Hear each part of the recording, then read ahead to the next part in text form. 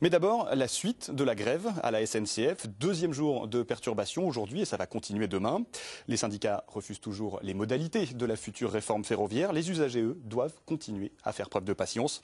Pour essayer d'atténuer leur gêne, la SNCF a déployé toute une batterie de mesures et même un TGV qui a fait une entrée remarquée en gare de Clermont ce matin. Émilie Tranen-Guyenne, Nordine Mohamedi et Jean Jazet. C'est un drôle de train qui a desservi les voyageurs à Clermont-Ferrand aujourd'hui. Ce TGV, rien que ça, déployé en renfort pour pallier la suppression des trains en grève. Arrivé à la gare, autre surprise, petit déjeuner offert aux voyageurs et billets remboursés à 200%.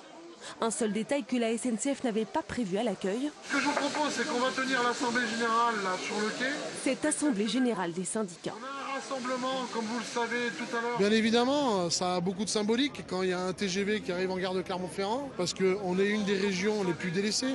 On va se retrouver peut-être qu'avec 2 lignes d'ici 2020 sur la région, sur le Massif central. C'est scandaleux, c'est inadmissible. La colère des syndicats n'est donc pas retombée. La grève est reconduite demain. Ces usagers attendent certes à la gare, mais ils n'espèrent plus voir un train.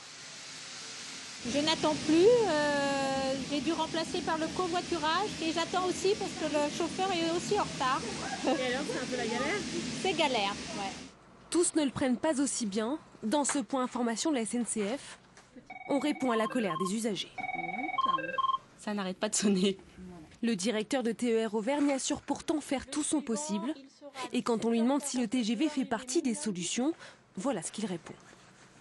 C'était tout à fait exceptionnel, mais c'est la performance technique de SNCF de pouvoir faire rouler du matériel à la fois à 320 km/h sur des lignes dédiées, et puis quand il le faut, à 200 km/h sur des lignes moins équipées techniquement pour recevoir de la très grande vitesse. Pas de ligne TGV en perspective pour le moment donc en région Auvergne. Il faudra attendre le retour à la normale des trains habituels.